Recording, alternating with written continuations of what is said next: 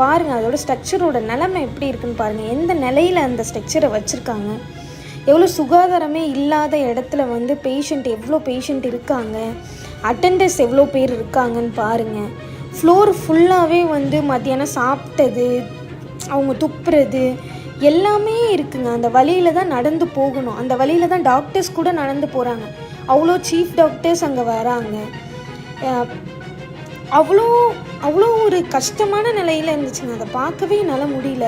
இப்படி ஒரு ஹாஸ்பிட்டலை நான் பார்த்ததே இல்லை.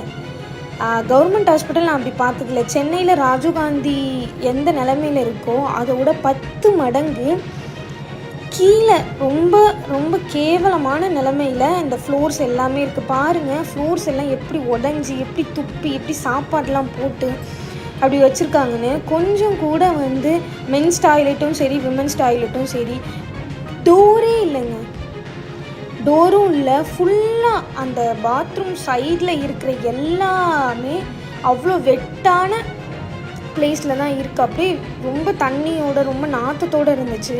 அது மட்டும் இல்லாமல் அதில் தான் டாக்டர்ஸ் எல்லாமே போகிறாங்க. ஏன் வந்து டாக்டர்ஸ் கம்ப்ளைண்ட் பண்ணலை, அதை கான்ட்ராக்ட் எடுத்த சூப்பர்வைசர் ஏன் வந்து அதை ப்ராப்பராக வந்து அதை க்ளீன் பண்ணலை.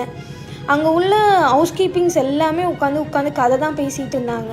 நான் ஒரு 1 டே ஃபுல்லாக அங்கே இருந்தேன்.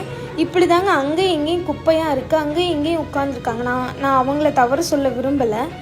இருந்தும் கூட அதை சூப்பர்வைசர் ஏன் கவனிக்கலை.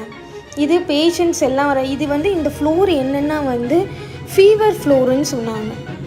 ஃபீவர் ஃப்ளோர்லேயே வந்து இவ்வளோ இதாக ஹைஜீனிக்கே இல்லாமல் இருந்துச்சுன்னா எப்படி வந்து பேஷண்ட் எல்லாம் க்யூர் ஆகுவாங்க சொல்லுங்கள்.